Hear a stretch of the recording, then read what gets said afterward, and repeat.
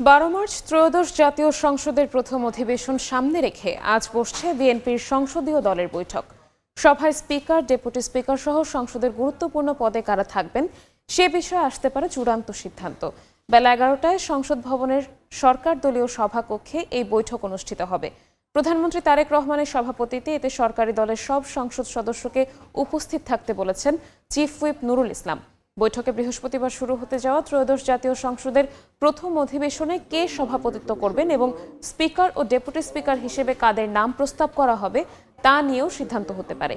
পাশাপাশি সংসদীয় কমিটি গঠন এবং কার্যপ্রণালী নিয়েও সরকার দলীয় সদস্যদের আলোচনার কথা রয়েছে।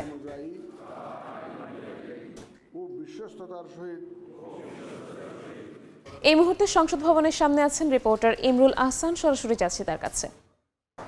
ইমরুল, বেলা 11টায় সরকারি দলের সংসদীয় দলের সভাটি অনুষ্ঠিত হবে। প্রধানমন্ত্রী এবং সংসদ নেতা তারেক রহমানের সভাপতিত্বে সভাটি হবে। যেহেতু আগামীকাল সংসদ অধিবেশন শুরু হচ্ছে, অর্থাৎ ত্রয়োদশ জাতীয় সংসদের যাত্রা শুরু হচ্ছে, সেই ত্রয়োদশ সংসদের প্রথম অধিবেশনকে সামনে রেখে আজকের এই সরকারি দলের অর্থাৎ বিএনপি সংসদীয় দলের এই বৈঠকটিকে খুবই গুরুত্ব সহকারে দেখা হচ্ছে। কারণ প্রধানমন্ত্রী উনি সংসদ নেতা নির্বাচিত হয়েছেন আগেই।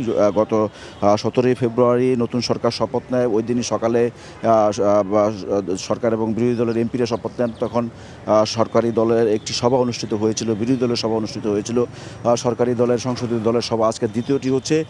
যেহেতু আগামীকাল সংসদের অধিবেশন শুরু হচ্ছে, সংসদ নেতা নির্বাচিত হয়েছেন, তবে কিছু কিছু সিদ্ধান্ত এখনও অমীমাংসিত রয়েছে। সংসদের উপনেতা কে হবেন সেই বিষয়টি হয়তো আজকে ফয়সালা হতে পারে।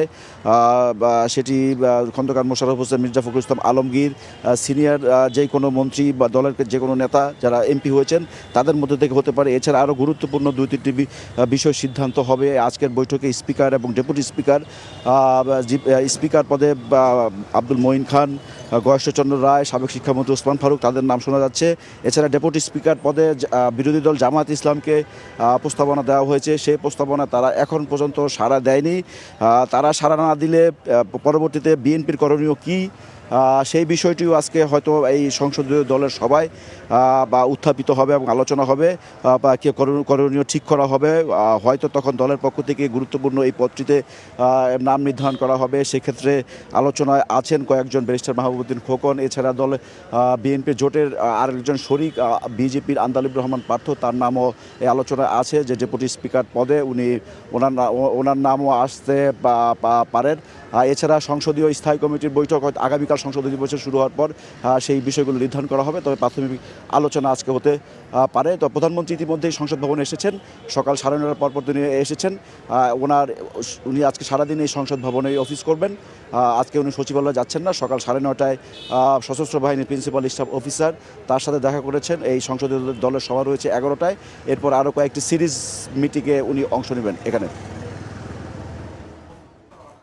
জাতীয় সংসদ ভবনের সামনে থেকে আমাদের সাথে যুক্ত হয়েছিলেন সহকর্মী ইমরুল আহসান।